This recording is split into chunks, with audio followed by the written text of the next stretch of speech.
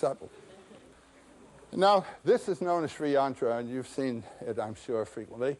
A yantra is a machine. It's from the verbal root yam, to help us do something. A yantra is a machine to help us meditate. This is a support for meditation.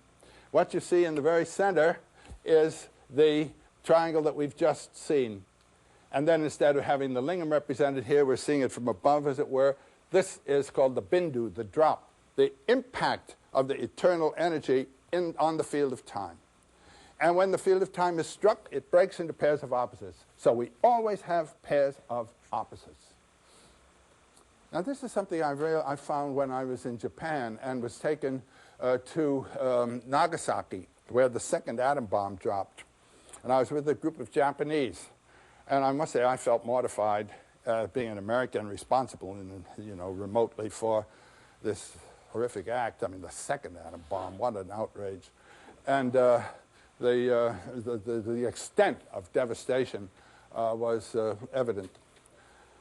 And they have an enormous image just pointing up like that, exactly to the place from which the bomb came. My Japanese friends, there was no malice, no sense of me to blame. Enemies, pairs of opposites. Two aspects of the same thing. Beautiful.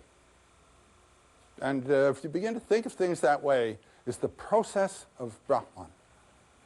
I think I mentioned the little meditation for meals of the Ramakrishna monks is right out of the Bhagavad Gita. Brahman is the sacrifice, is what is being killed. Brahman is the ladle of the sacrifice, the instrument through which the sacrifice takes place. Brahman is the fire of the sacrifice, that fire which then consumes the sacrifice. He who sees the operation of Brahman in all things is on the way to realizing himself as of Brahman. And so the most horrible things that can happen to you or to your friends, it is of Brahman. And to see it then in the way of the sacrifice and the mystery of the process disengages you from the fix to the values of time and space and links you to this other thing and yourself as simply a bubble, a wave on the rippling surface. So pairs of opposites.